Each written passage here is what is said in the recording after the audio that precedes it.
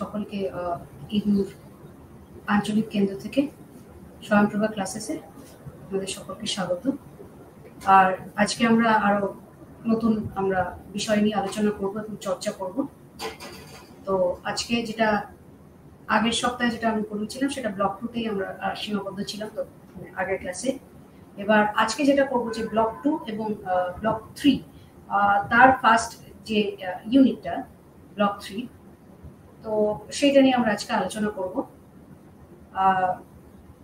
আজকে যেটা আমরা করব সেটা হচ্ছে ইউনিট 6 ব্লক 2 এর একদম শেষ চ্যাপ্টার, সেটা হচ্ছে elites, ruling classes and masses. আর যেটা ব্লক 3 এর একদম প্রথম অধ্যায়, বা এটা যদি দেখা যায় যে সব মিলিয়ে যে 7th ইউনিট, তাহলে এটাকে বলা হচ্ছে সেগমেন্টারি, মানে বিভাগ। যেটাকে বলা হচ্ছে যে একটা অ্যাডমিনিস্ট্রেটিভ বিভাগ, পলিটিক্যাল সিস্টেম, রাজনৈতিক একটা ব্যবস্থা, এবং বলা যেতে পারে যে একটা প্রশাসনিক বিভাগ এবং তার ফাংশনিং গুলো কিরকম হয় সেটা নিয়ে আমাদের আজকে আলোচনার বিষয়। তবে আজকে যেহেতু আমরা একটু অন্যরকম ধরনের একটা বিষয় নিয়ে আলোচনা করছি, এটা হলো এলিটস। আগের যেগুলো ছিল সেগুলো হচ্ছে শাসন ব্যবস্থা নিয়ে, রাজনৈতিক ব্যবস্থা নিয়ে আমরা একটা ইউনিট হিসেবে আলোচনা করেছিলাম, একটা বলা যেতে পারে একটা ইনস্টিটিউশন নিয়ে। তো আজকে যেটা হবে সেটা হচ্ছে ওই ইনস্টিটিউশনেরই একটা ছোট একটা বলা যেতে পারে একটা খণ্ড। সেটা হচ্ছে যে এই প্রতিষ্ঠানগুলো যাদের দ্বারা চালিত এবং গঠিত হয় সেই মানুষগুলোকে নিয়ে আজকে আমরা আলোচনা করব। যে শাসক শ্রেণী, আমরা তো আগের ক্লাসেও মোটামুটি দেখেছি জিনিসটা, আমরা বিষয়টা নিয়ে একটু ছুঁয়েও গেছি। তো আজকে যেটা দেখবো যে এই যে শাসক শ্রেণী, যে কথাটা আমরা যে ব্যবহার করি, যে যারা এই শাসন ব্যবস্থার শীর্ষে বসে আছে, তো তাদের সাথে এই অভিজাত হওয়া আর না হওয়া, এটা আমরা কেন ইউজ করছি জিনিসটা, এবং অভিজাত কথাটার তাৎপর্য কি, আর বলা যেতে পারে যে এটার মূল্যটা কি। So what is the value and the significance of word elite, যেটা সবসময় একটা রুলিং ক্লাসের পার্সপেক্টিভে অনেক সময় ইউজ করা হয়। আর তার সাথে আসে মাসেস, যেটা ধরো একটা বলা যেতে পারে যে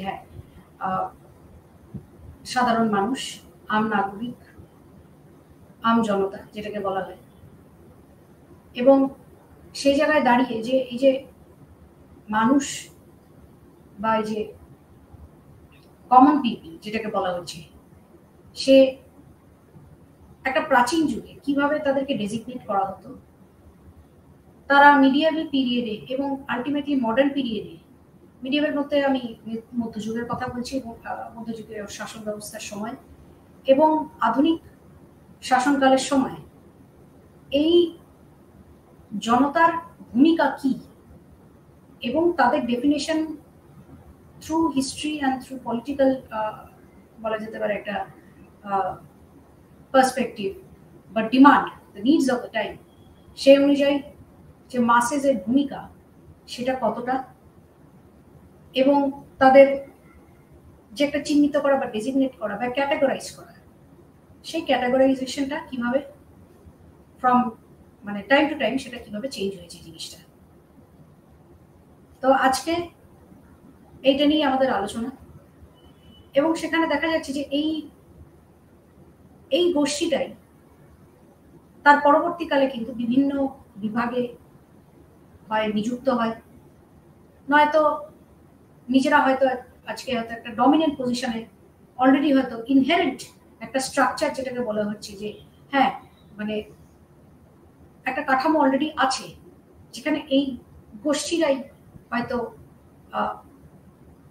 একটা প্রকৃতপক্ষে একটা সমাজ বা একটা রাষ্ট্র চালনা করবে। তো সেইখানে দাঁড়িয়ে আমরা কিন্তু দেখতে পাচ্ছি যে এই মানুষগুলোরই কিন্তু ভূমিকা পরের চ্যাপ্টারে আমরা দেখতে পাচ্ছি যে কিভাবে বিভাগ অনুযায়ী কিন্তু তারা চালনা করছে জিনিসটা। তো আজকে আমরা শুরু করছি।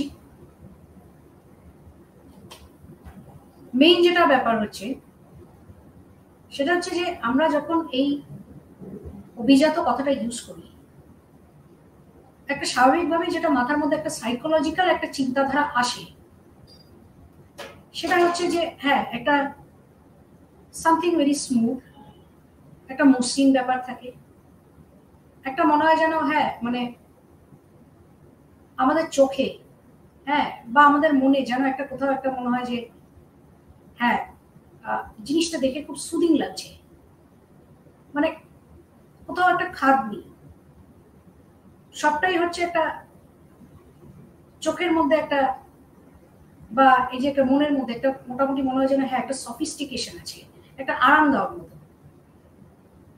এই যে বলা যেতে পারে যে একটা একটা কোথাও একটা it's kind of a glittering thing, হ্যাঁ একটা চাকচিক্য যে বাইরের। তো এই যে বাইরের যে একটা চাকচিক্য বলা যেতে পারে বা সফিস্টিকেশন বলা যেতে পারে, যে কোনো একটা বস্তুকে আমরা যখন ডিসক্রাইব করি একটা আমরা বলি সফিস্টিকেটেড, হ্যাঁ যেটা হয়তো মনে হয় যে একটা বিশেষ শ্রেণীকে হয়তো বলা যেতে পারে একটা এটা কেটার করা যাচ্ছে, যে একটা বস্তু পার্টিকুলার একটা শ্রেণীর হয়তো আয়ত্তে থাকে, সেটা নিজেদের ব্যক্তিগত একটা প্রপার্টি হিসেবে হোক বা হয়তো একটা এমন একটা জায়গায় হয়তো পরিসরে রাখা থাকে, সেখানে হয়তো ওই গোষ্ঠীর কাছেই জিনিসটার একটা অ্যাক্সেস পাওয়া যায়।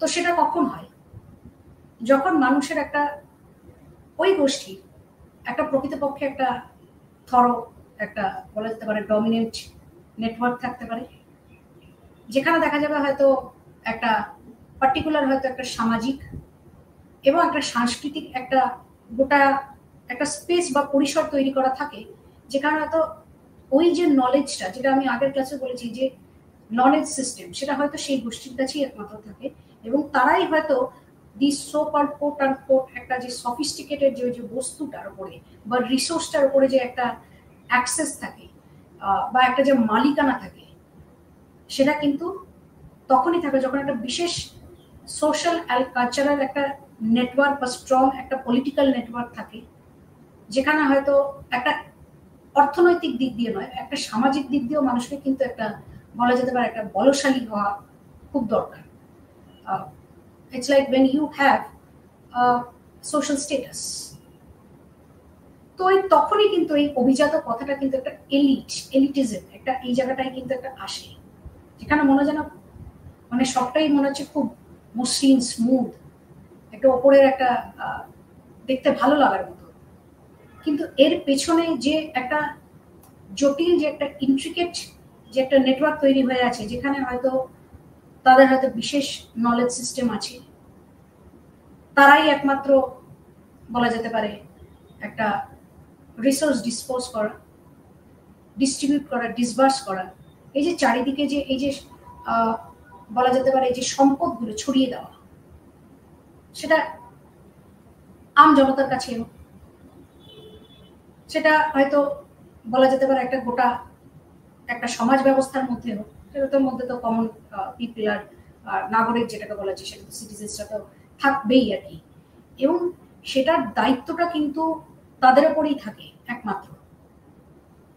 তো সেখানে তাদের একটা বিশেষ জ্ঞান, এবং সেই জ্ঞানের মাধ্যমে কিভাবে গোটা একটা ব্যবস্থাকে একটা লিখিতভাবে একটা বলা যেতে পারে একটা একটা চুক্তিবদ্ধ করা যায়, একটা চুক্তিতে আনা যায়, আইনের মাধ্যমে আনা যায়, এটা কিন্তু এই অভিজাত শ্রেণীদের মধ্যেই কিন্তু এটা দেখা যায়, এবং তাদেরই কিন্তু বলা যেতে পারে সেই স্কিলটা কিন্তু ইউজুয়ালি থাকে, এবং হয়তো ইনহেরেন্ট স্ট্রাকচারটাই যেটা আমি বললাম যে এমন ভাবেই তৈরি করা যে তাদের উপরেই দায়িত্বটা দেওয়া থাকে, এবং তারাই জিনিসটাকে আয়ত্ত করে নিয়েছে। ফলে কি হচ্ছে যে এই যে ছোট একটা গোষ্ঠীর হাতে কিন্তু গোটা জিনিসটা কিন্তু থাকে, সেটা একটা ইনফ্রাস্ট্রাকচারাল ডেভেলপমেন্ট হোক, একটা বলা যেতে পারে একটা যে পরিকাঠামো, সেটারও একটা যে বুদ্ধি লাগে, বা একটা যে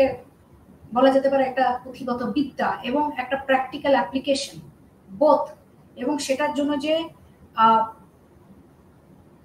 প্রচুর একটা যে দক্ষতা লাগে, সেটা কিন্তু তখনই একটা সম্ভব হয় যখন সেই মানুষটার কাছে কিন্তু বিশেষ একটা সোশ্যাল পজিশন, একটা বলা যেতে পারে একটা status, social and cultural network, political networking সব মিলিয়ে যখন জিনিসটা যখন দেখা যায় যে হ্যাঁ সেই ব্যক্তিগুলোর কাছে আছে, এবং ফলত সেই নলেজ সিস্টেমটাও অটোমেটিক্যালি তারা ধীরে ধীরে ওর ভেতরে ঢুকে ঢুকে পেনিট্রেট করে করে তারা জিনিসটাকে আয়ত্তে আনতে পারে, এবং তারা জিনিসটাকে নিজেদের মধ্যে একটা হ্যাঁ বেস করে নিয়ে এবং তারা একটা গোটা সিস্টেমটাকে চালনা করে। এটা একটা ইন্ট্রিকেট ওয়ে, এটা ইন্ট্রিকেট একটা বলা যেতে পারে খুব একটা কমপ্লেক্স, একটা কঠিন একটা একটা বলা যেতে পারে একটা সিস্টেম, এটা ব্যবস্থা। এই যে দি এন্টায়ার সিস্টেম দ্য মানে কি বলো দি প্রিকনসিভ নোশন অফ সফিস্টিকেশন, হ্যাঁ এই জিনিসটা কিন্তু মানে কিভাবে আসছে, বা এই যে আমাদের যে প্রিকনসিভ নোশনটা একটা আমজনতার মাঝখানেও যে ছড়িয়ে দেওয়া হয় যে একটা অভিজাত শ্রেণী এবং একটা বলা যেতে পারে একটা এমন শ্রেণীর মানুষজন যাদের কাছে হয়তো এই এলিটিজমটা এই এই ক্ষমতাটা হয়তো নেই, হ্যাঁ এই কোট আনকোট হয়তো সফিস্টিকেশনটা নেই, এইভাবে কিন্তু একটা সমাজটাকে একটা বলা যেতে পারে একটা ইট হ্যাজ বিন স্ট্র্যাটিফাইড, যেটাকে বলা হয় এটাও এক ধরনের স্তর বিন্যাসের মতো, স্ট্র্যাটিফিকেশনের মতো, এটার মতো একটা বিভাজন আছে। তো আমরা যেটা আজকে দেখব সেটা হচ্ছে যে এর মধ্যে থেকে কিভাবে ওয়েবেরিয়ান কনসেপ্ট অফ ডমিনেশন, হ্যাঁ ইনফ্লুয়েন্স, বা যদি আমি বলি যে আগের ক্লাসে যেটা আমরা স্টিভেন হিউজ পড়েছিলাম আমরা, যে ইনফ্লুয়েন্স, কোয়ারশন, এই যে এই জিনিসগুলো, তারপর হচ্ছে যে 3 ডাইমেনশনস অফ পাওয়ার, এগুলো কিভাবে এই এলিট মানুষরা কাজে লাগায়। তো যেটা বলা হচ্ছে যে there is a difference between elites and the masses, আমি ইগনোর রিডিং মেটেরিয়াল থেকে পড়ছি এখন এই মুহূর্তে। তো যেটা বলা হচ্ছে we'll discuss the different types of elites, the role of culture and social networking, and the knowledge system in maintaining this so called মানে একটা সফিস্টিকেশন, একটা অভিজাত একটা যে একটা পরিবেশ তৈরি করা, এলিটিজম তৈরি করা জিনিসটা। তো তার মধ্যে কি হচ্ছে জিনিস, মানে আমরা কি দেখতে পাচ্ছি যে একটা অধিকাংশ সেকশন আছে যেটাকে বলা হচ্ছে এই যে জনমানুষ, নাগরিক যেটাকে বলা হচ্ছে, বা প্রাচীন যুগে হোক বা এমনি ট্রাইবাল সোসাইটিতে হোক, সেখানে নাগরিক কথাটা তো বলা হচ্ছে না, তো সেখানে ওই মাসেস কথাটাই কিন্তু বলা হচ্ছে, যেখানে হয়তো একজন উপজাতি গোষ্ঠীর একজন লিডার থাকবে, বলা যেতে পারে একটা কাইন্ড অফ আনঅফিশিয়াল একজন এম্পারার মতো, এবং তার নিচে যারা যে শ্রেণী, যেটাকে বলা হচ্ছে মানে আমরা যদি এখন প্রাচীন যুগের বা মধ্যযুগের যদি সাম্রাজ্যের ভাষা ইউজ করি সেটা হচ্ছে প্রজা বা জনগণ, এইরকম ব্যাপার সেটা যদি ইউজ করি। তো এখনো আমাদের সমাজে কিছু কিছু ট্রাইবাল সোসাইটি আছে যারা হয়তো একটা অটোনমাস কিছু নিজেদের ছোট এলাকায় হয়তো এখনো রাজত্ব চালায় পৃথিবীর বিভিন্ন অংশে। সেখানে এখন আর ওইভাবে তো আর ডিস্টিংগুইশ করা যায় না, এবং কটা মানে বলা যেতে পারে যে হ্যাঁ এটা কাম্যও নয় যে প্রিমিটিভ সোসাইটি, মডার্ন সোসাইটি, বা বলা যেতে পারে যে এই যে মিডিয়েবল সোসাইটি, মিডিয়েবল একটা টাইম পিরিয়ড, এই অনুযায়ী কিন্তু এখন এই মানে এই পরিস্থিতিতে কিন্তু করা যায় না। কেন কি অনেক এরকম এখন ট্রাইবাল সোসাইটি আছে যারা এই বেসিসে কিন্তু এই একটা নিজেদের ছোটখাটো একটা সমাজ বা একটা বিশেষ পরিসর একটা অটোনমি নিয়ে হয়তো নিজেদের একটা শাসন ব্যবস্থা চালাচ্ছে। সেটা হয়তো রাষ্ট্রের রাষ্ট্রনেতারা, সেটা প্রেসিডেন্ট হতে পারে, প্রাইম মিনিস্টার হতে, তারাও এই ব্যাপারে অবগত, এটা এটা অবাক হওয়ার কিছু নেই। তাদের সেইটুকু বলা যেতে পারে এজেন্সিটা দেওয়া আছে। এবার যদি আমি মাসেসের কথাই যদি বলি, এটাই যেমন বলা হয় যে they have a very limited hold of power. হ্যাঁ, শুধু পাওয়ার বলে নয়, এই যে যেটা বলা হচ্ছে যে একটা ডমিনেন্ট পজিশন নেই, তাদের আধিপত্য দেখানোর মতন কোনো পজিশন নেই। যদি মার্কসের ভাষায় যদি আমি বলি যে এই যে রিলেশনস অফ প্রোডাকশন, হ্যাঁ, যেটা আগের ক্লাসেও বলা হয়েছে, একটা প্রাকৃতিক সম্পদের সাথে মানুষের একটা আতাত বা একটা আত্মার সম্পর্ক, সেটা যখন হয় যে মানুষের মানে জনগোষ্ঠীর যখন বৃদ্ধি পেতে থাকে, তখন কিন্তু আর ওটা অ্যাক্সেসটা কিন্তু ফ্রি থাকে না জিনিসটা।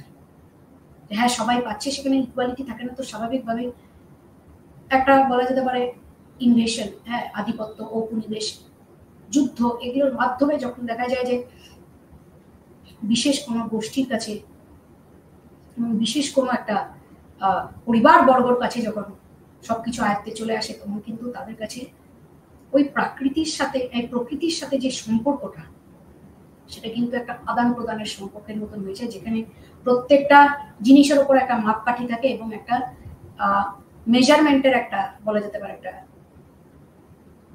কারেন্সি থাকে। সেটা যে কোনো ইউনিট অফ মেজারমেন্ট হতে পারে। And money is another form of unit of measurement. আর এছাড়াও তো একটা যদি আমরা ম্যাথামেটিক্যাল দিক দিয়ে যদি বলি, তাহলে ওই ইউনিট অফ মেজারমেন্ট তো হ্যাঁ, ওই সম্পদগুলোর সাথেই যখন আমাদের একটা রিলেশন তৈরি হয় এবং যখন আমাদের একটা কোথাও we try to fix certain kind of yardstick, তাহলে সেখানে দেখা যাচ্ছে যে হ্যাঁ, আমরা গণিতের মাধ্যমেও কিন্তু একটা ইউনিট অফ মেজারমেন্ট কিন্তু তৈরি করি, যে কত বিঘা জমি, কত কাঠা জমি কাদের আয়ত্তে থাকবে এবং কারা জমিচ্যুত হবে, সব হচ্ছে ইয়ার্ডস্টিক অফ মেজারমেন্ট। তো সেইখানে কিন্তু একটা বৈষম্য তৈরি হয়।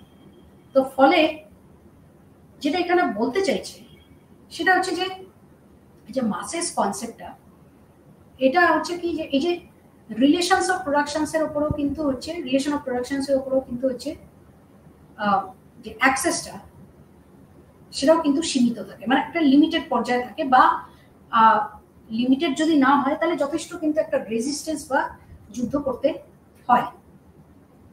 ওই যেটা বলা গেল যে first dimension, second dimension, third dimension অনুযায়ী।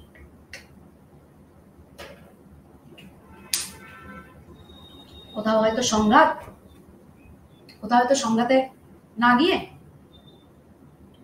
হয়তো জিনিসটাকে একটা বলা যেতে পারে একটা ম্যানিপুলেশনের মাধ্যমে, ম্যানিউভারিং এর মাধ্যমে, হ্যাঁ, প্রভাবিত করা বা আলাপ আলোচনার মাধ্যমে সেটা কিভাবে আয়ত্তে আনে, রিলেশন অফ প্রোডাকশন। তো সেইখানে মাসেসে কিন্তু রিলেশন অফ প্রোডাকশনের উপর কিন্তু এটা সীমিত, লিমিটেড। সোশ্যাল নেটওয়ার্কিং এর উপরও থাকে সেটাই। তো প্রাচীন যুগে এটা কি ভাবো, তো যে আর্লি থিঙ্কার্সরা, যদি আমি বলি যে হ্যাঁ এটা কি মানে বোথ অ্যারিস্টটল, প্লেটো, এদেরও যেটা মত, সেটা হচ্ছে যে মাসেস মানে হচ্ছে ইনকম্পিটেন্ট, হ্যাঁ, তারা হচ্ছে মানে তাদের কোনো বিশেষ দক্ষতা নেই, একদম বলা যেতে পারে যে তাদের হয়তো একটা চালিকা শক্তি, হ্যাঁ, বা চালনা করার ক্ষমতা সেটা একদমই নেই। তো ফলে তাদেরকে সুযোগ দিয়ে লাভ নেই, কেন কি মানুষ যে শ্রেণীতে জন্মায় সেটাই আজীবন চলতে থাকে,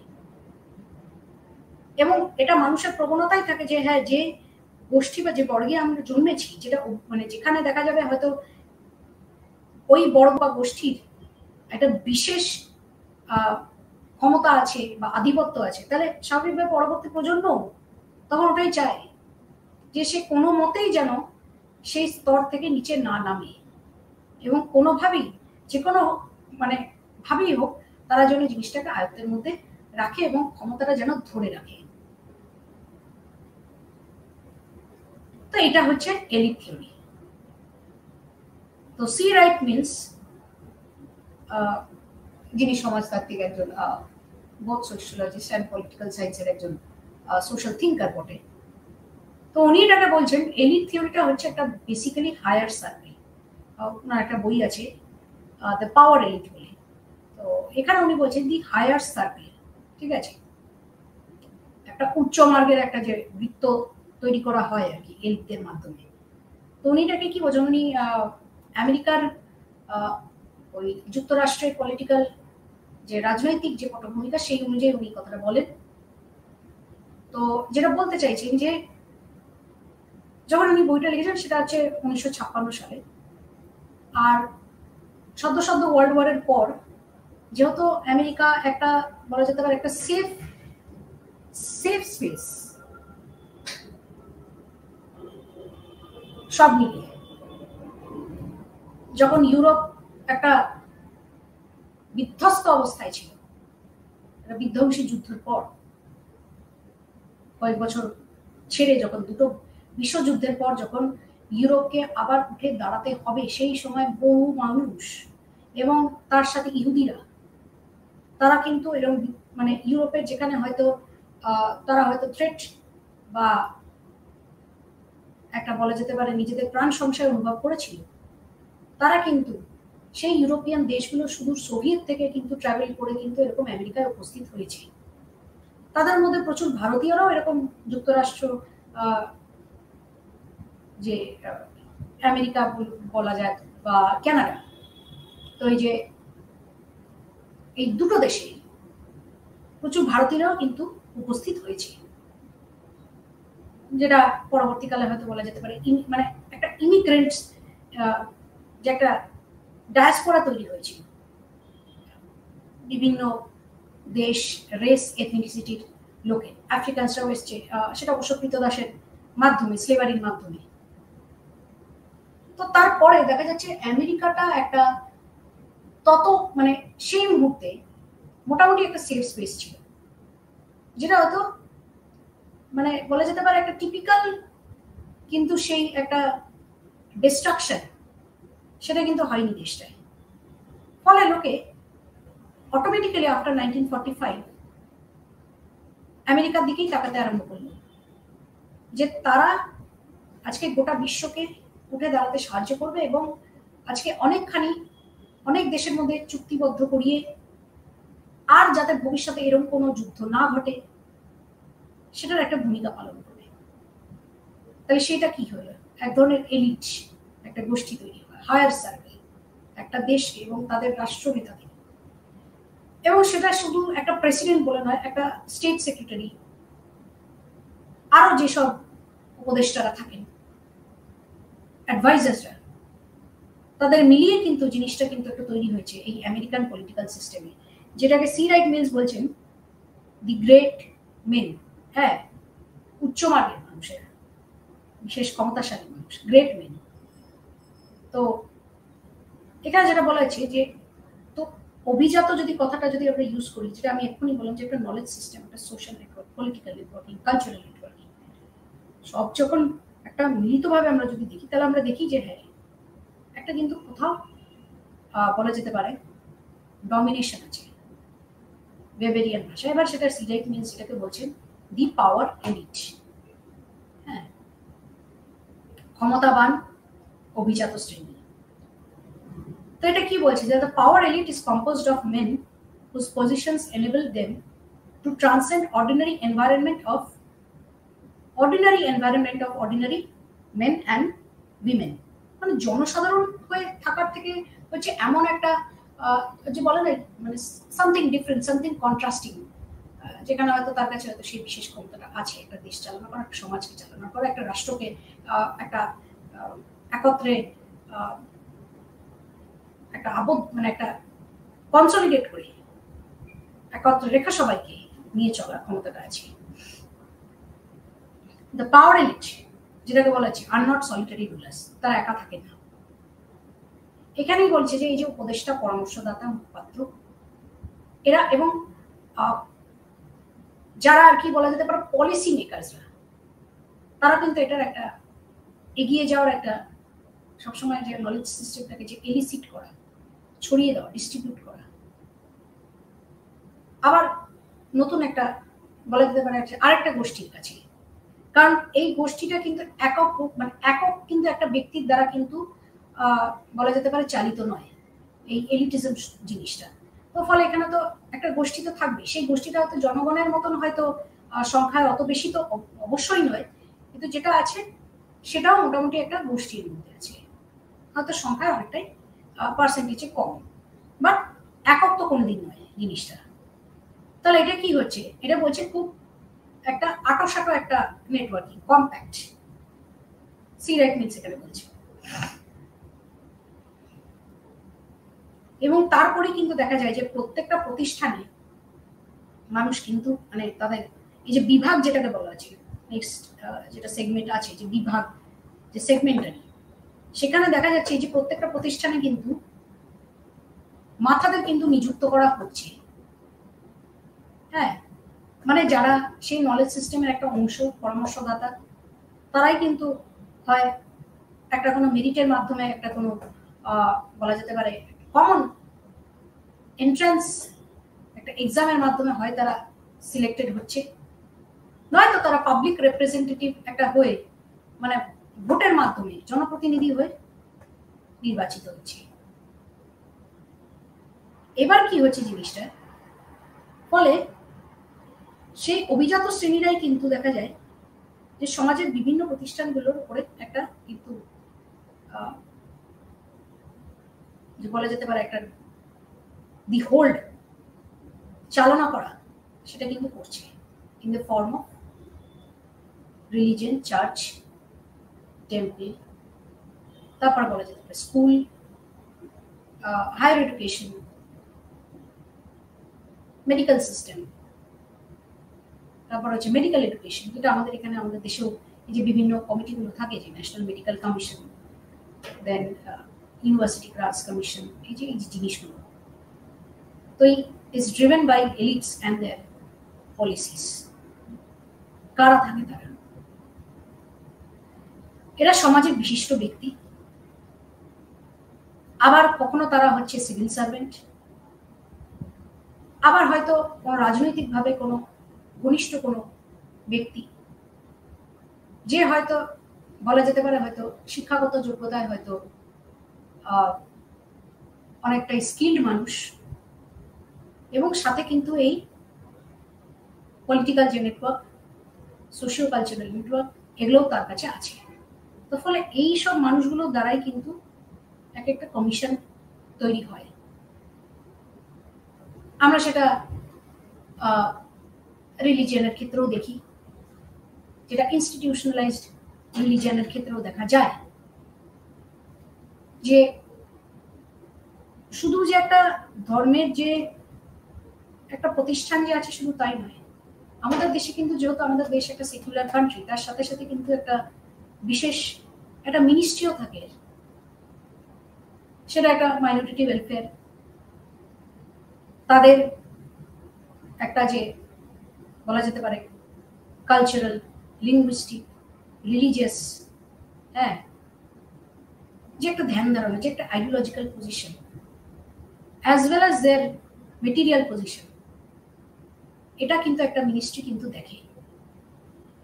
so sometimes they are in constant touch with the influential religious leaders, the influential educators who teach in the religious institutions, teaching normal subjects only, তাদের সাথে আবার অবশ্য কনভোকেশন হয়, কনভোকেশন হয়, যেখানে দেখা যায় প্রধানমন্ত্রী হয়তো বিশেষ কোনো উপলক্ষে হয়তো কোনো is giving speech during any cultural event।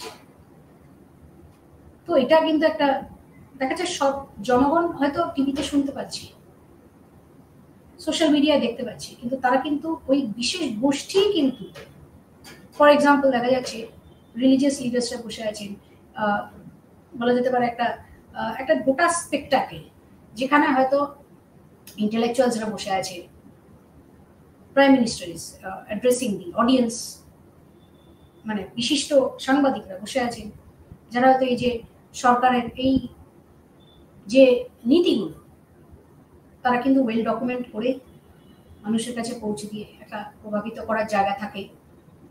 বা একটা ওপিনিয়ন বা ফিডব্যাক নেওয়ার জায়গা থাকে, যেটা স্টিভেন লিউসও বলেছে যে ওয়েল ডকুমেন্টেড জিনিসগুলো থাকতে হয়।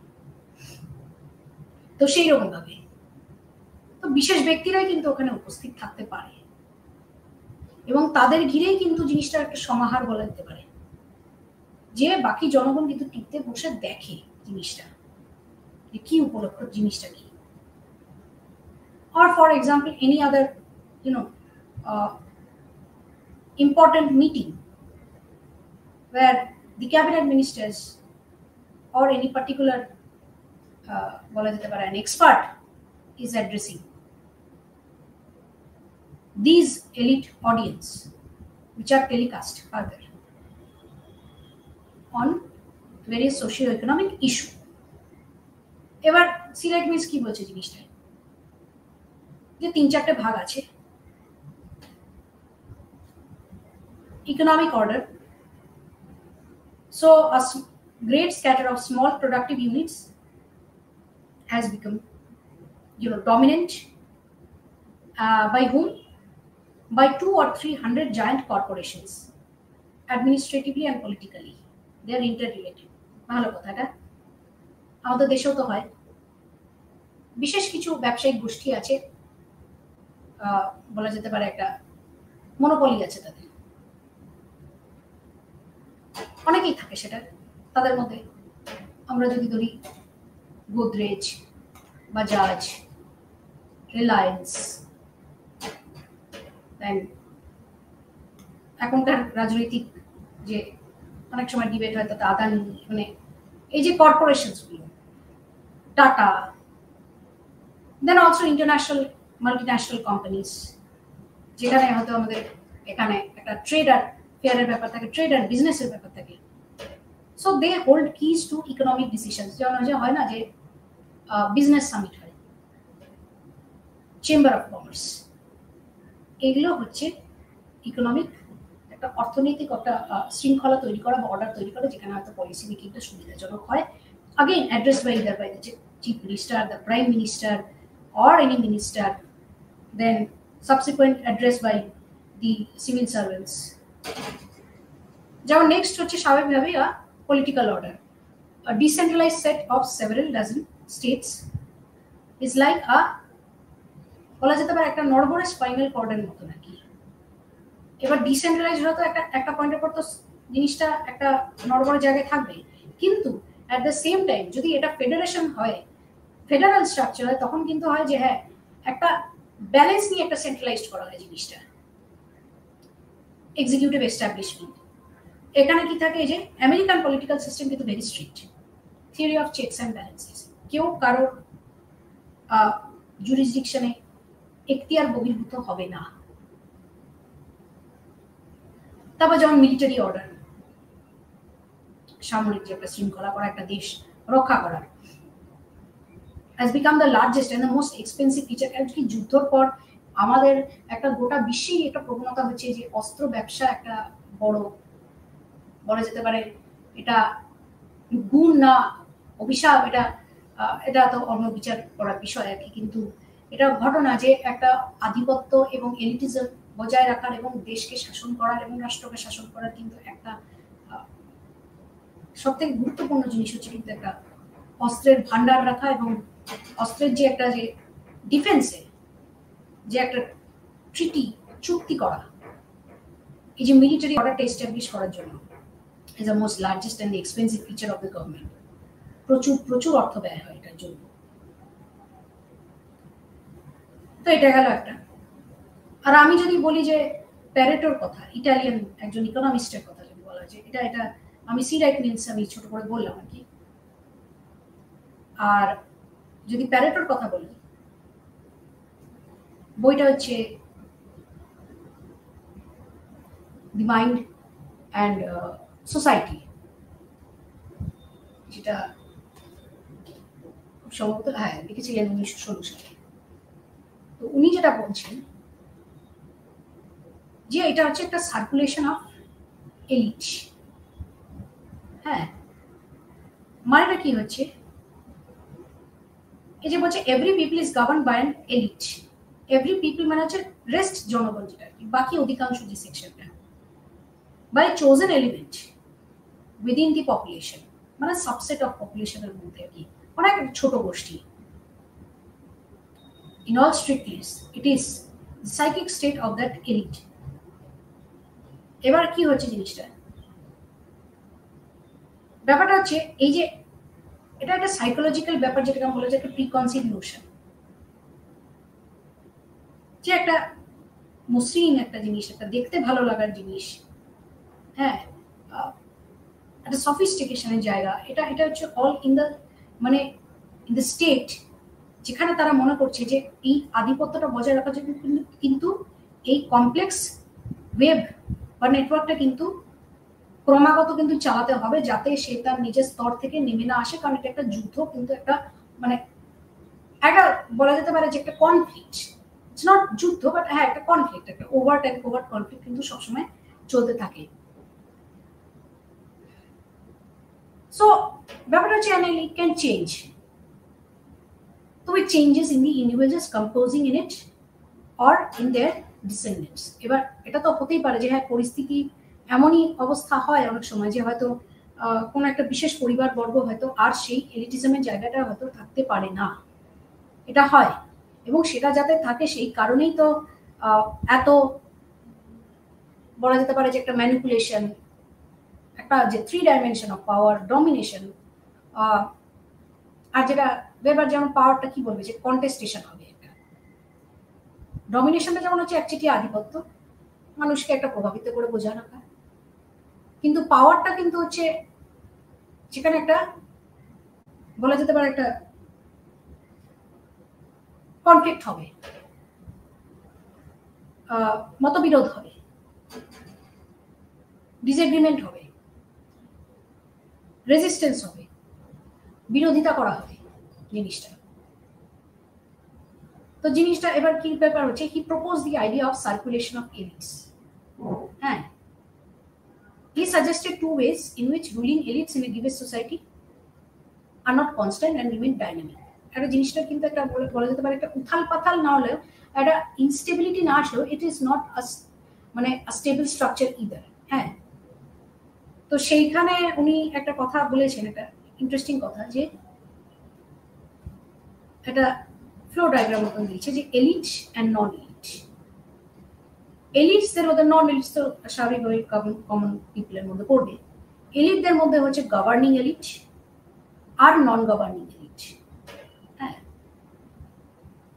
তার মধ্যে থেকে যেটা আছে সেটা হচ্ছে the concept of fox and lion, governing এলিটের মধ্যে। এবার জিনিসটা কি হচ্ছে, governing elite play a significant role, directly or indirectly, in the functioning of the government and its political process. Achha. They are further divided into fox and lion. Lion হচ্ছে একটা শক্তির প্রতীক, আর এদিকে ফক্স যদি আমরা শ্রীগাল বলি, সে কিন্তু হচ্ছে শক্তির প্রতীকের চেয়ে বড় কথা হচ্ছে এটা প্রভাবিত করার একটা প্রতীক। হ্যাঁ, তো সেটা কি হচ্ছে, lions are those who rule through homogeneity, smaller bureaucracies, established norms and centralized process। মানে হচ্ছে এই যে বললাম যে একটা শক্তির প্রতীক, একটা যে বলা যেতে পারে একটা এমন একটা সিম্বল বা স্ট্রাকচার যেখানে হয়তো দেখা যায় বিশেষ কিছু কাঠামো আছে, এবং সেই কাঠামোর উপর বিশেষ যে একটা নলেজের যে একটা দরকার হয়, সেটা কিন্তু ওই মানে ওই 2-3টা ব্যক্তির উপরেই থাকে। আমি এখানে 2-3টা ব্যক্তির কথা বলছি, কিন্তু ব্যাপারটা হচ্ছে এটা ওই গোষ্ঠীর কাছে থাকে, কারণ ওই গোষ্ঠীটা তো অনেকটা বড়। এটা তো যেরকম আমি এখনই বললাম যে সি রাইটমিস বলেছেন যে এটা সলিটারি রুলার নয়, একক নয়, তারা মোটামুটি একটা সিগনিফিকেন্ট নাম্বার অফ পিপল। তার মধ্যে যারা ছোটভাবে এই যে অ্যাডমিনিস্ট্রেটিভ ফাংশনগুলো এক্সিকিউট করছে, সেখানে কিন্তু চাই হচ্ছে একটা যেটা যে একটা স্ট্রেংথ। লোকে বলে অনেক সময় দেখা যায় যারা হয়তো অ্যাডমিনিস্ট্রেটর বা সিভিল সার্ভেন্টস, তারা বলে যে যেটা চাই সেটা হচ্ছে মেন্টাল স্ট্রেংথ, ফিজিক্যাল স্ট্রেংথ, সেটা কিন্তু হচ্ছে একটা লায়নের প্রতীক। আর ফক্স হচ্ছে নেগোসিয়েশন প্রভাবিত করার প্রতীক, যেটা হচ্ছে rule by the virtue of cunningness, manipulation, আর কখনো হয়তো ছলনা করা, মানে কখনো না, অলমোস্ট ডিসিট। সো এবার কি হচ্ছে, শক্তির প্রতীক যদি আমরা বলিও, এটা কিন্তু দেখা যায় শক্তির প্রতীক হলো কিন্তু তারা নিয়মের মধ্যে আবদ্ধ, ফলে তারা কিন্তু ওই প্রভাবিত করার জায়গাটা কিন্তু অনেক সময় থাকে না। কম্পেয়ার টু ফক্স, যারা তো ছলনার করার জায়গাটা, কেন কি অনেক সময় দেখা যায় যে আজকে যারা কনস্টিটিউশনটা আপহোল্ড করছে, যারা যে বললাম যে মেরিট বেসিসে যারা হয়তো এই এই জিনিসটাকে হয়তো চালনা করতে সাহায্য করছে, সেখানে তাদের কাছে কিন্তু এই ছলনা করার জায়গাটা কিন্তু থাকে না। যেটা থাকে সবই কিন্তু লিখিত, লিখিত পর্যায়ে থাকে, এবং লিখিত পর্যায়ে how you communicate, how you are মানে ইউ ক্যান বলা যেতে পারে আর্টিকুলেট ইয়ারসেলফ, কিভাবে বোঝানোর ক্ষমতাটা থাকে, যে এক্সপার্ট উপদেশটা যেটা, সেই নলেজটা তোমার কাছে কি করে আছে, ফার্দার ইমপ্লিমেন্ট করতে পারবে সেইটা। সেখানে কিন্তু ওই রাজনৈতিক নেতাদের মতন গিয়ে কিন্তু জনসভায় বা এমনি কর্মী সভায় একটা যে অন্যরকম, যে বলা যেতে পারে যে রেশনাল সেন্সের বাইরে গিয়ে, রেশনালিটির বাইরে গিয়ে অনেক সময় যে ইমোশনাল একটা যে আবেগপ্রবণ যে একটা অ্যাপিল করা হয়, সেই জায়গা, সেখানে কিন্তু একটা ছলনার ব্যাপার থাকে ফক্সেস। সেই জায়গাটা কিন্তু লাইন্সরা অনেক সময় পারে না, they are quite conservative in the sense. তো এটা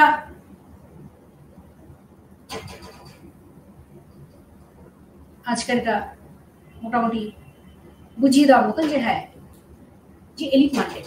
এবার হচ্ছে পিয়ারি বোর্ডিউ, ফ্রেঞ্চ সোশিওলজিস্ট, তার ভার্সনটা হচ্ছে এই যে the significance of the social and cultural capital. হ্যাঁ, তো এলিট ফরমেশনটা উনি একটা ডিস্টিংশন বই লিখেছিলেন এটা। এছাড়াও তো অনেক আরো বই আছে, ল্যাঙ্গুয়েজ দ্য সিম্বলিক পাওয়ার, এরকম। আর এইখানে যেটা লিখেছে যে ওনার আরো অনেক কনসেপ্ট আছে, ডক্সা, ফিল্ড, এই জিনিসগুলো। So it says that was the first to observe culture and its traits as the most important idea of elitism. So according to Pierre Bourdieu, cultural dispositions are significant markers of the status, social and cultural capital, যেটাকে বলা হয়। The cultural is not just a means to reflect an individual's social status, but it also helps one to create a kind of a lasting impression, যেটা একটা বলা যেতে পারে যে through out generation মানুষ ধরে রাখতে চায়, এবং সেইভাবে সেই কিন্তু সেই শিক্ষা এবং এমপ্লয়মেন্ট, একটা যে বলা যেতে পারে যে একটা লাইভলিহুড, সে সেইভাবে কিন্তু চালনা করার চেষ্টা করবে, যাতে কোনোভাবেই তার মানে মোবিলিটিটা হ্যাম্পার্ড না হয়। So elite formation depends upon cultural hierarchies in a given society. So elites use their social and cultural location, including their class, ethnicity, religion, and gender, in order to develop a particular taste of their values and lifestyle. তো এটা আরেকটা আমি segment শেষ করলাম। এবার যেটা আসা যায় যে এই যে সেগমেন্টারি জিনিসটা কি, এটা পলিটিক্যাল সিস্টেম, রাজনৈতিক ব্যবস্থা, সেটাতে কি হচ্ছে, এটা এটা একটা গোটা অর্গানাইজেশন বা সংস্থার মতো, সেন্ট্রালাইজড সিস্টেম অফ অথরিটি, একটা বলা যেতে পারে একটা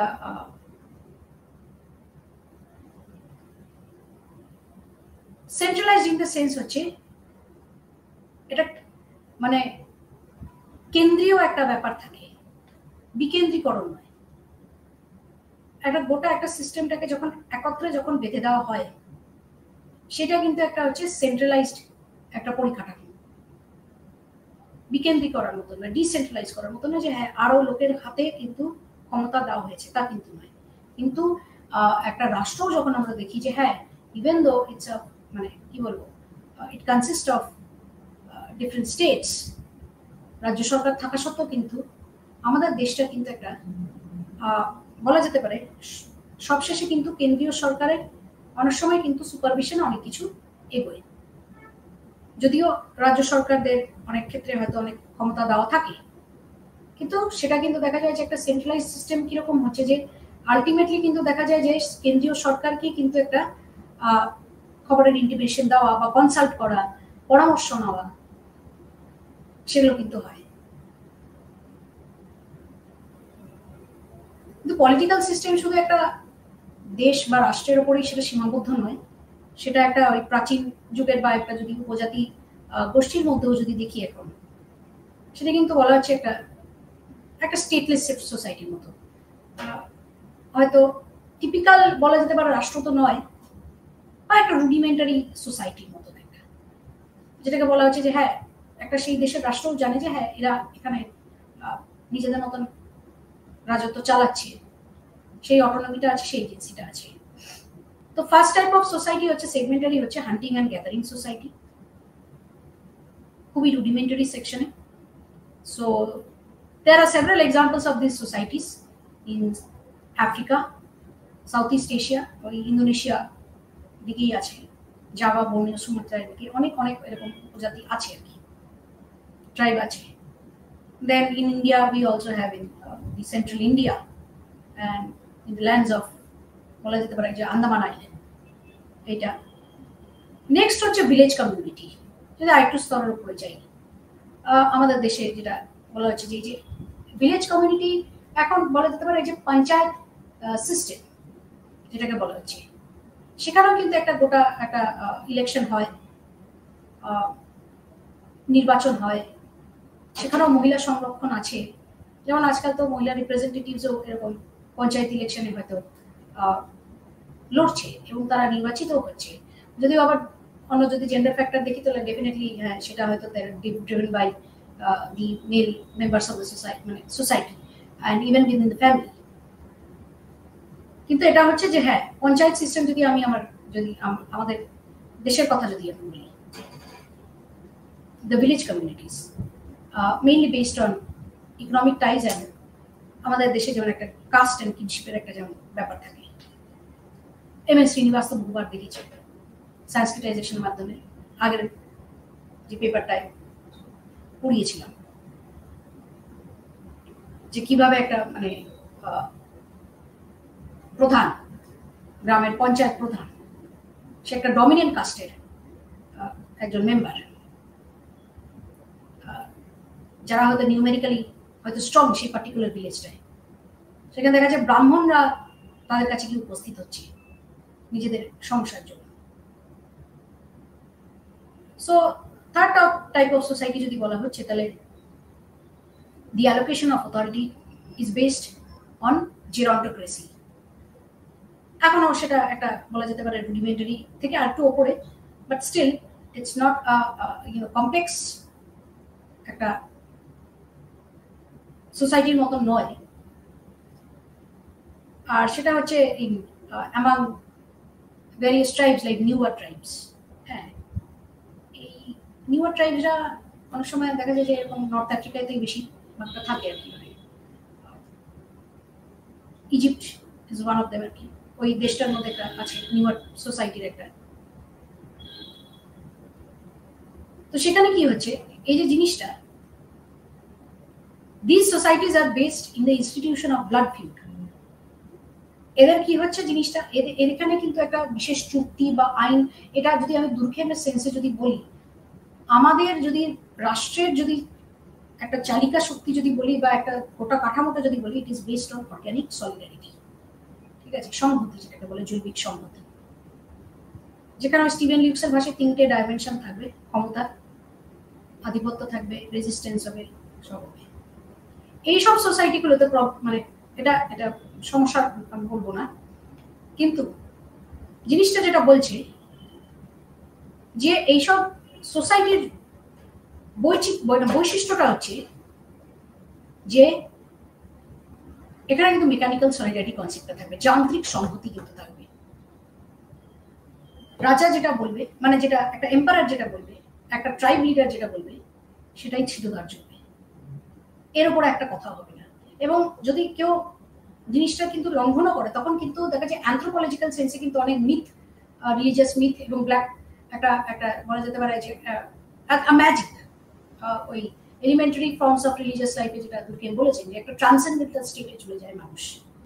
দেখা যায় অনেক সময় বাস্তবসম্মত যে চিত্রগুলো সেটা তারা হয়তো একটা কাল্পনিকভাবে স্বপ্নে দেখে হয়তো একটা ট্রান্সলেট করার চেষ্টা করে যে না, আজকে হয়তো পার্টিকুলার কোনো গোষ্ঠীর কোনো অ্যানসেস্টারকে বা পূর্বপুরুষকে আমরা হয়তো রাগিয়ে তুলেছি বা রুষ্ট হয়েছে, তাই হয়তো আজকে সমাজের মধ্যে এরকম একটা বলা যেতে পারে একটা দুর্যোগ এসছে বা কিছু হয়েছে। তো ফলে আমাদেরকে এই গোটা যে অ্যানসেস্ট্রাল একটা যে ব্লেসিং সেটাকে ফিরে পাওয়ার জন্য আমাদের কি করতে হবে? তাদের বিশেষ কোনো রিচুয়ালস আছে, হয়তো কখনো হয়তো যুদ্ধে যাওয়ার প্রয়োজন হয় তরবারি নিয়ে। তো এই জিনিসগুলো হচ্ছে ব্লাড ফিউড, একটা হচ্ছে একদম টিপিক্যাল হচ্ছে সবাই মানে এক কাটটা হয়ে একই রেজিমেন্টেড ভাবে কিন্তু জিনিসগুলো কিন্তু বলা যেতে পারে পালন করবে নিয়মগুলো। So if a person has killed a member of another section of the society, another tribe, another clan rather, the other section will not be satisfied until the murderer or the one who is accused of killing the member is killed. এটা হয় ওই পিয়ারি বর্দুরও একটা এরকম field work আছে, ethnography আছে, the Berber tribe of Algeria। তো এই কনসেপ্টটাই কিন্তু আছে যে গিফট আদান প্রদান করা, আবার এদিকে ব্লাড ফিউড জিনিসগুলো করা। বেসিক্যালি মুসলিম ট্রাইব, আর যাতে তারা আরব নয়, দেন দি নন আরব ট্রাইবস নর্থ আফ্রিকায় বেশিরভাগটাই থাকে। তো মানে আলজেরিয়া হচ্ছে সেই একটা গোষ্ঠী, আলজেরিয়া যে দেশটা আছে। সো এবার যদি আমরা বলি যে হ্যাঁ নেক্সট যদি ভিলেজ সোসাইটির মধ্যে, তাহলে প্রিন্সিপাল অফ এক্সোগ্যামি এন্ড এন্ডোগ্যামি যেটা বলা যাচ্ছে আর কি। সো কাস্ট এন্ডোগ্যামি, ক্ল্যান এক্সোগ্যামি, ঠিক আছে। কাস্ট এন্ডোগ্যামি যেটা আমাদের বলা হচ্ছে যে জাতি এন্ডোগ্যামি, যে আমাদের জাতির মধ্যে একটা বিবাহিত সম্পর্কের মধ্যে আবদ্ধ হওয়া বা কিছু, এটা যে একটা পঞ্চায়েতে যেটা বলা যেতে পারে যে একটা ইনস্ট্রাকশন মতন, একটা conventional instruction on the basis of purity and pollution in the Indian sense, যেটাকে বলা হচ্ছে নালি অনেক সময় ইট রেজাল্টস ইন কাস্ট ভায়োলেন্স। তো এটা হচ্ছে কাস্ট এন্ডোগ্যামিটা একটা বড় ফিচার। আর ক্ল্যান এক্সোগ্যামি মানে গোত্রের মানে বাইরের গোষ্ঠীর, বাইরের গোত্রের লোককে যে আমন্ত্রণ দেওয়া থ্রু ম্যারেজ, যে একটা রিলেশনশিপ তৈরি করা, একটা ফ্যামিলি একটা রিলেশনশিপ তৈরি করা, ফাইনাল একটা রিলেশনশিপ তৈরি করা, কনসাইনমেন্টাল রিলেশনশিপ তো একটা থাকি জিনিসটার মধ্যে। তো এই দুটো যে কিনশিপ যে মানে পদ্ধতিটা আছে, so it's like in the Indian context হচ্ছে কাস্ট এন্ডোগ্যামি আর ক্ল্যান এক্সোগ্যামি। তাহলে এটা যেরকম বলা হচ্ছে যে দি টঙ্গা ট্রাইব, একটা আফ্রিকান ট্রাইবের কথা বলছে, that they live in a very small village in the hope of escaping raids on them, কারণ একটা threat by invasion এর একটা প্রবলেম থাকে। These raids are performed by unfriendly tribes to steal food and valuables। চৌর্যবৃত্তির একটা প্রবণতা থাকে অন্য ট্রাইবদের, প্রজাতিদের, তো সেই হাত থেকে বাঁচার জন্য সবসময় তারা একটা অস্থিরতার মধ্যে থাকে আর কি। This tribe is nomadic tribe। nomadic মানে হচ্ছে একটা ওয়ান প্লেস থেকে আনাদার, মানে একটা সবসময় মুভ করতে থাকে, তাদের কোনো বিশেষ কোনো বাসস্থান নেই আর কি। Now it is important to note that no marriage may link up to Mukwa। এটা কি হচ্ছে matrilineally related kingdom called Mukwa। এটা হচ্ছে মাতৃতান্ত্রিক একটা সোসাইটি, নট প্যাট্রিয়ার্কাল, যেখানে ফিমেল লাইন ধরে বংশ নির্ধারণ করা হয় এবং প্রপার্টি নির্ধারণ করা হয়। This principle of exogamy is a primary mechanism for establishing the various alliances and linkages। এটা বলছে a very interesting feature is that the Tonga clans are related by what are called the joking relation between the cross cousin। A joking relationship is where a merriment is made into a ritual and is created perforce। মানে কি হচ্ছে, যেহেতু একটা cross cousin marriage হচ্ছে, যেরকম কি হচ্ছে paternal সাইডে যদি আমি দেখি, একটা কারোর যদি মায়ের সাইডে যদি দেখি আর বাবার সাইডে যদি দেখি, তাহলে সেই পিতার সাইডে যেটা দেখা হচ্ছে যে জেঠু এবং কাকার মধ্যে কিন্তু যে যারা অফস্প্রিং গুলো থাকে তাদের মধ্যে কোনো বিবাহিত সম্পর্ক তৈরি হবে না। যেটা হবে সেটা হচ্ছে পিসির সাথে, পিসির ছেলে মেয়েদের সাথে, সেটা একটা বিবাহিত সম্পর্কের যে একটা লাইন সেটা তৈরি হতে পারে। আবার অপরদিকে দুই বোনের মধ্যে, আমরা যেটা বলি মাসি, তাদের যেটা ছেলে মেয়েদের মধ্যে তাদের মধ্যে কোনো বিবাহিত সম্পর্কের কোনো একটা জায়গা বা স্থান নেই, কারণ এরা প্যারালাল কাজিন হয়ে যাচ্ছে। দুই বোনের এবং দুই ভাইয়ের ছেলেমেয়েরা প্যারালাল কাজিন হয়ে যাচ্ছে। ক্রস কাজিনটা হচ্ছে একটা দুই ভাইয়ের যে বোন থাকবে বা দিদি থাকবে, যেটা আমরা পিসি বলি, এবং ওই সাইডে মামারা, সেগুলো হচ্ছে ক্রস কাজিন। তো সেই দিক দিয়ে কিন্তু একটা বিবাহিত সম্পর্কের একটা জায়গা বা স্পেস তৈরি হয়। ফলে কি হচ্ছে, তারা তো স্বামী স্ত্রী একটা হেটেরোসেক্সুয়াল একটা বলা যেতে পারে রিলেশনশিপ বা কোহ্যাবিটেশনের মধ্যে দিয়ে যাচ্ছে, কিন্তু at the same time they are cousins. তো সেইটার একটা সম্পর্কের যে একটা বলা যেতে পারে একটা ডাইনামিক জায়গা তৈরি হয়, সেগুলো যে একটা ব্যালেন্স রাখা, এবং সেটার মধ্যে অনেক সময় দেখা যায় যে হ্যাঁ একটা যে রিজিডিটি থাকে সেটা কিন্তু হয় না, যে একেবারেই সীমা লঙ্ঘন করবো না সেরকম। সীমার ভেতরে থেকেই শালীনতা বজায় রেখেই একটা মজার সম্পর্ক একটা তৈরি করা, এবং যতটা যা দায়িত্ব প্রত্যেকটা সম্পর্কের মধ্যে সেটার একটা ভিতটা এবং ব্যালেন্সটা রেখেই একটা এগিয়ে যাওয়া। So these are all the examples of such kind of tribes. আরো আছে জিনিসটা, এগুলো হচ্ছে স্টেটলেস সোসাইটির ব্যাপার। যেমন এখানে বলা হচ্ছে যে the concept of accumulation of property and food does not exist. এই প্রাইভেট প্রপার্টি কনসেপ্টটা, মানে ব্যক্তিগত মালিকানা, যেটা একটা স্থির একটা ক্যাপিটালিস্ট সোসাইটিতে যেরকম থাকে, সেটা কিন্তু এইসব মানে ছোটখাটো অটোনমাস সোসাইটিতে কিন্তু এগুলো থাকে না খুব একটা। কারণ এখানে মেটেরিয়াল কন্ডিশনের সাথে যুদ্ধ করা, এবং অফকোর্স সেটার একটা মাপকাঠি থাকে, ইয়ার্ডস্টিক থাকে, কিন্তু দি concept of private property and the system of the capitalist, এটা তো এখানে তো থাকে না জিনিসটা। হ্যাঁ, বৈষম্য থাকে, মানে এটা তো মানে ইনএভিটেবল যে বৈষম্য এবং স্তরবিন্যাস, হায়ারার্কি, এগুলো তো থাকবে, স্ট্র্যাটিফিকেশন এগুলো তো থাকবেই, কিন্তু তো কনসেপ্ট অফ প্রাইভেট প্রপার্টি এটা মানে এটা কিন্তু ওরকম জিনিসটা নেই। যেটা হচ্ছে সেটা হচ্ছে there is always problem of distribution.